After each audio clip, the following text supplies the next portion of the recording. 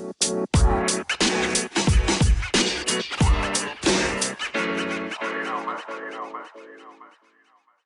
right, well, let's quickly hop over to La Liga. There's not a lot of La Liga action to talk about, but we'll talk Barca, and then we'll lead into some Europa League action.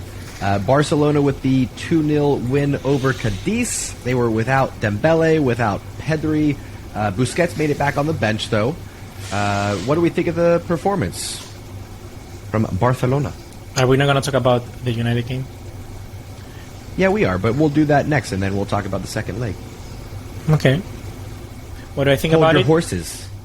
I liked it. I liked it because Xavi rotated. It worked. We saw some bench players get a little bit more protagonism, like Ferran Torres. I think he was excellent. That's potentially Best the match best for game. Barcelona so far? By stats, yeah. The best game I still feel could be one of the first ones that he played. But I feel this one was very, very good. Yeah. People were booing him at the moment, at the start of the game, but he kind of like forgot about the boos, forgot about the chance. He just focused on his game. He was the most productive player in the field. The most, I don't look. There are two stats: 13 dribbles attempted, 10 success dribbles won, and the other one has 79 touches. I really like that. He was involved in the game. He was involved in the game. I like that. Sergio Roberto was also pretty decent, pretty good. 1 goal, 1 assist. Lewandowski back on the score sheet. The only thing that was two things bad for me. One, Balde played the whole 90 minutes, so it means that Jordi Alba will potentially play at Old Trafford. Yep. And the other thing is that Ansu Fati just looks like... That's what I was going to ask you guys about. I think I'm starting to feel Ansu Fati. I don't want to say it, but it looks like Bojan Kirkic 2.0. Ooh. It makes sense. It makes so much sense. But I don't want that to happen. It makes so much sense, but I don't want it to happen. That was a gut punch, dude. I didn't see that coming. Because you might be right. You might be right about that. Pablo, does that ring true to you? Is he the next Bojan Kirkic? Yeah, he could be. But people do use the example of Dembele quite well. And it's true because you guys know me and I like instant results, but players can just take a bit of time to recover. And something about Ansu Fati tells me that he will. So I'm actually still willing to give Ansu Fati at least another season in Barcelona's first team. Because I just think there's a special player in there. And this is almost a bit of a twisted take. I would start Ansu Fati away to Man U on Thursday. Wow. Say more, Pablo. Why are we going there? Yeah, because my midfield three would be Busquets, Frenkie de Jong and Kessie. Yeah. I don't want Sergio Roberto playing. And to be honest, I want Rafinha on the right, Lewandowski through the middle. And I don't want Ferran Torres on the left wing because I don't think it's going to work. Yeah, I want Ansu. I think something about Ansu Fati, and this isn't going to happen because it just goes against all merit. He'll either put Sergio Roberto there to make up a midfield four, or he'll put Ferran Torres there because he was 10 times better than Ansu Fati against Cadiz. But I'm thinking on the game. I'm not thinking merit. I'm thinking of getting into the round of 16 and miraculously beating Man U, which I think is a very slim chance of happening, by the way. But Ansu Fati, for me, I think if we get the ball to the left wing, can take people on, can scare United, can actually hurt their defence in an away European game, I'd back him to make a moment of magic, because I think he's a special player in there, and I'd like if he had Valde behind him, but as you say, almost for sure he's going to have Jordi Alba. Mm-hmm. I like your thing in there. Wild card, I think we could see a 3-back from Barcelona. Yeah. And have Jordi Alba play wide left and Rafinha play wide right, have 3 across the midfield, and then in that case, 2 I would strikers. have Lewandowski and Ferran Torres play together up top. Yeah, that's what I thought. I don't know if Xavi will go with that, but exactly. It lets Ferran play a more interior, but on the right-hand side. You have Rafinha on the overlap. Lewandowski gets to do Lewandowski things, and of course that will kind of shift and adapt when you go from defense to offense and vice versa. The other idea I had was without Balde and Jordi Alba both on the same wing. Yes, not a bad shout. I wonder how... Here's the thing, though. Go on, John. Go ahead, Pablo. No, you go. Okay. I always I think the reason Alba is so productive and we think, put him in left wing because he's that good, it's actually because he comes from deep. He comes from left back unmarked and then sweeps balls in. I'm pretty sure if he start on the left, he'd find himself in a similar position to what Ansu Fati or Ferran Torres find themselves in the left wing, where they have to receive the ball and then turn back and pass backwards, and then they look like crap. The reason Alaba is so productive is he comes from deep, he steps into the ball and attacks it. Yeah, I agree with that. I do want to go back to your initial point, though, Pablo, of maybe starting Ansu Fati. Yeah. I like that idea because it gives him the opportunity to rise to the occasion. We're seeing it with Ferran Torres, right? We've all, at some point in this season, been like, it's maybe not Ferran Torres, right? All it really takes is one match to give you a little bit more time, right? A good performance buys you time in these situations. This is a big occasion. Yeah. This is an opportunity. If Ansu comes in, sneaks in a goal at some point, right? Even if he just creates some havoc for 60 minutes out there, puts in a good performance, I think that buys him a little bit more time. And ultimately, I am with you on giving him, obviously, the rest of this season, but I would also give him the summer off, let him come back with that vacation, feeling refreshed. Hopefully he comes back with the right headspace. You know what I mean? I think that's a big part of why we're not seeing the Ansu that we expect, that we've seen before. You know, the physios are saying that physically he's good. He's ready to go. So that leaves the mental aspect of it. So, yeah, I'd be on board with that. I think, guys, it'll be interesting. We're talking about the biggest problem is not that position. Keep going. The biggest problem is our midfield. We know that. Well, what can we do? We have our hands tied.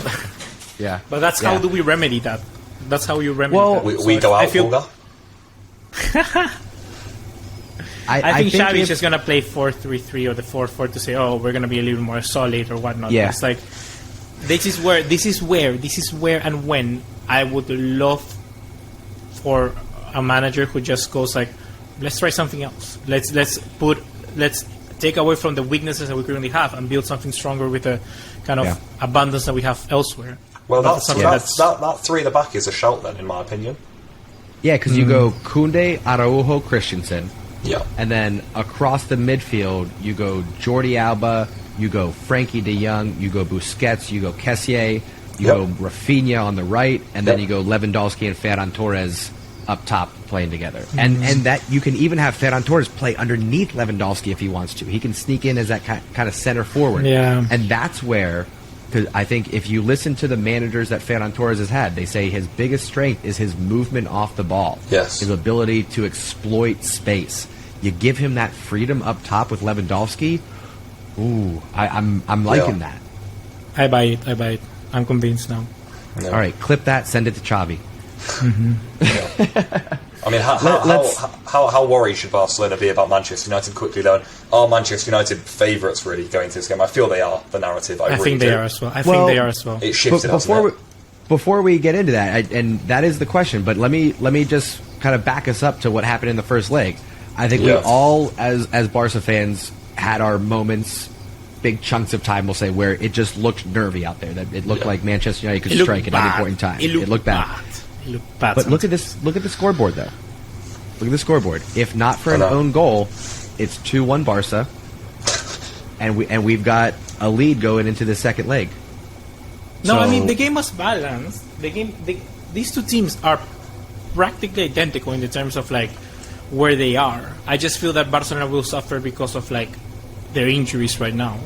Because now we don't have Pedri. got twisted take. Not having Pedri or Gavi is massive. And Dembele also, it's massive. It's huge. It's huge. Here comes. So it's huge, though. It's arguably Barcelona's three best players. Yeah, and I also want to say before you stay, like 100% Xavi is like he doesn't care about the Europa League. He doesn't care. Because I agree. Look, we are fans. We as fans, we want to win every game because we don't want to take the stick of people on Twitter saying like, "Oh, we beat Manchester United," and their combined 11 is just like, I don't know, Luke Shaw playing left center back. Of course not. He's not the best left center back, but he put it there because of their combined 11. We don't want that, but Xavi knows it more because Barcelona cannot lose this La Liga title. This La Liga title is way more important. Trying to win that league, trying to stay on top, win La Copa del Rey if you can. Just winning the league and classifying to the Champions League first of the group, that is the main objective for Xavi right now. And that is good because he sees something that we don't, because we are just blurred by our like fan emotions. That's why what I feel deep inside. of course I want to beat Man United. I want them to suffer. Yeah. Yeah, I think one of the clues there was starting Marcus Alonso and Jordi Alba, but Marcus Alonso in particular. That was just a little sign that, hey, this is not our top priority right now. Right? Yeah, it was. Okay. Now, here's the thing, folks. Here's my twisted take. Here's my twisted take. No Pedri, no Gavi, no Dembele, but Sergi Busquets is coming back from injury. I think he starts, and my twisted take is that we see a masterclass from Sergi Busquets in the midfield where he rolls back the clock 10 years and we see the best Busquets we've seen in the last decade just for 90 minutes, just so he can remind everybody of the legend that he is, and he walks off Old Trafford having beaten Manchester United. No. I love how quickly BUGA will just shoot me down, just like, no. And I don't even need to argue it, just no. I could have believed your twisted take, but the thing is that Xavi didn't even play him a single minute, even though Xavi said in the press conference, like, he's ready, he's going to start. He will start. Like, I think he will start in Old Trafford. But, but the thing is that, like, he didn't play. And I just feel that coming out of an injury, you need to play a bit. Well, what about this? Let me give you the reverse twisted take. Xavi's playing 3D chess. Busquets is nowhere near ready, but he puts him in the squad just so Ten Hag has to at least factor in maybe he's going to play, maybe he's not. I like that, but then again, it doesn't change. Barcelona's way of playing is like the same. So like, De Jong will just do that position. So it's not like Ten Hag needs to plan. You're not approaching this game differently if it's Busquets as the pivot versus Frankie as the pivot, if you're Ten Hag? That doesn't change your plans at all? I don't think, because Ten Hag is very similar to Xavi in the sense that they won't change for the opposition that much. It's Ten Hag ball, whether it's... it's like, let's just play. Yeah, that's fair. Okay, so how are we feeling about this second leg then? Since this is really the only Europa League tie that we really care about. And then we'll go into Champions League preview. Well, Man U will be very hopeful. They get Lisandro Martinez back. They'll have Casemiro in midfield. They'll have Rashford up front. I think if you line up against Barcelona and you're told, Pedri and Gavi aren't playing, Ousmane Dembele isn't playing, you think, ooh, what a chance. And I think that's what they'll be feeling. 2-2, they'll feel they should have won at Camp Nou. That's up for debate, but they'll feel they should have. And I think they'll feel coming back to Old Trafford that they'll take us, especially with what they saw against us in the first leg. We didn't show our best image. And also, I think Bulgar's right, I don't know how much Xavi wants the Europa League. And the more I think about it, the more I get it. Like, can you actually envisage Barcelona staying in round of 16 2 legs, quarterfinals 2 legs, semi-finals 2 legs, on top of this crucial season La Liga, on top of those Copa del Rey games against Real Madrid? I mean, the schedule's already looking quite packed when I look at it now. I don't know if the players can cope with that. The squad is already looking so small, by the way, and we're already like on our bare bones, in my opinion. So, and also Europa League for Barcelona. I don't know if it's a trophy that sits in the cabinet. It doesn't sit very well, does it? So it's a weird one. We had a similar thing last season where we were so torn, and I don't know. I would love to beat Manchester United. I will hate going out to Man U midweek. Is the reason I want to go through almost, but chance says we won't.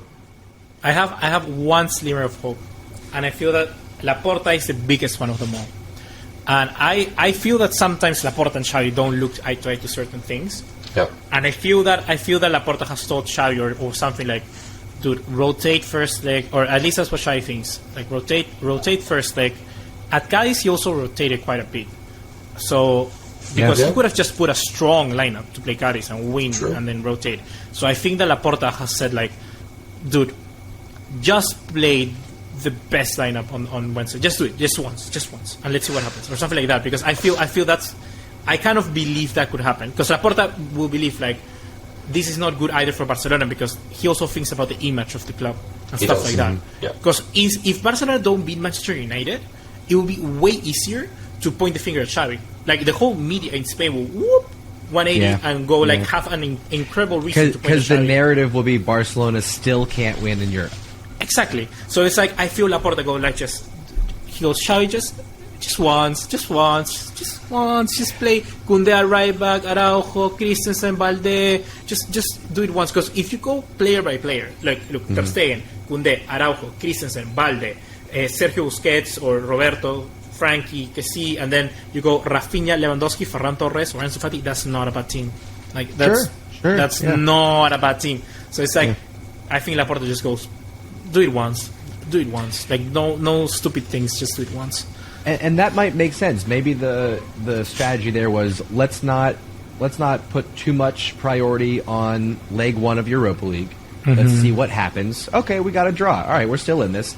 Let's go with a rotated squad versus Cadiz.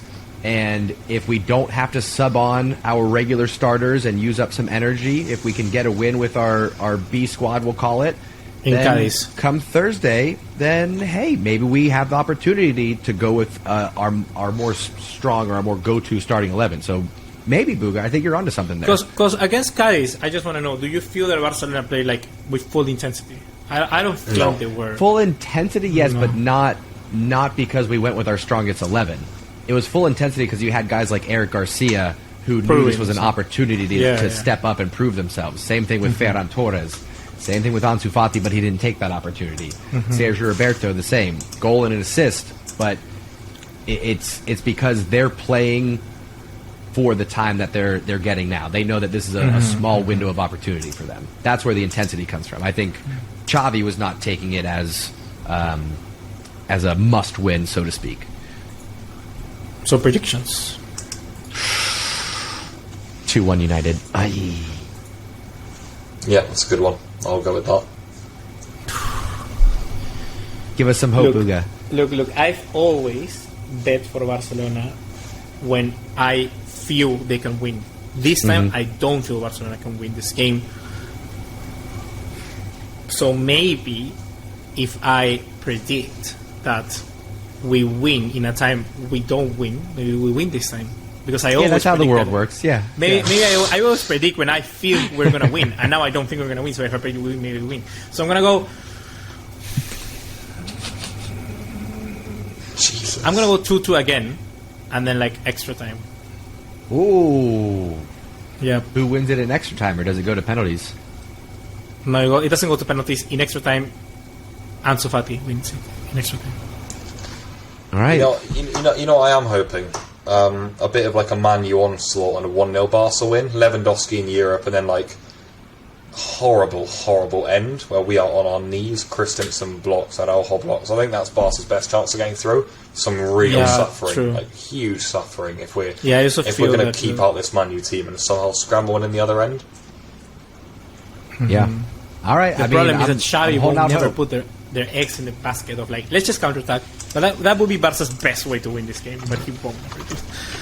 I'll tell you, if Dembele was healthy, right, and you are able to have Dembele on the left, Rafinha on the right, and Lewandowski in the middle, that's the counterattacking team that you want, for sure. That would feel good.